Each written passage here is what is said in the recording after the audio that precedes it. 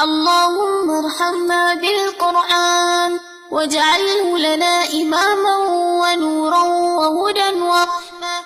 اللهم ذكرنا منه ما نسينا وعلمنا منه ما جهلنا وارزقنا تلاوته آناء الليل وأطراف النهار.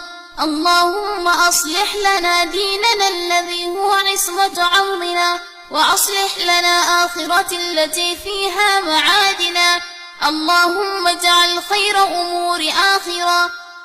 اللهم آمنا في أوطاننا وأصلح وفس أئمتنا وولاة أمورنا وأيد بالحق أئمتنا وولي أمرنا. اللهم انصر دينك وكتابك وسنة نبيك وعبادك الصالحين. اللهم انصر من نصر الدين وخذل من خذر المسلمين يا رب العالمين. اللهم إنك قلت وقولك الحق ادعوني أستجب لكم. اللهم هذا الدعاء ومنك الإجابة وهذا الجهد وعليك التكمان ولا حول ولا قوة إلا بالله.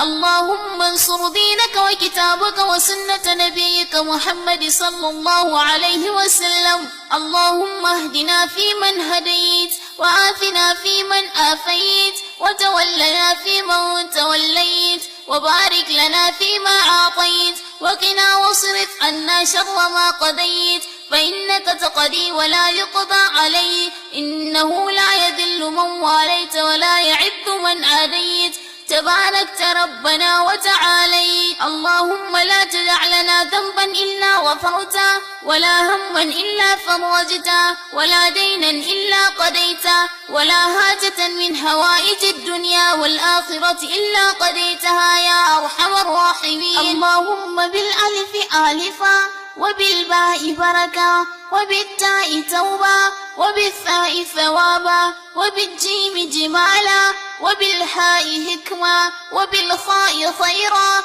وبالدال دليلا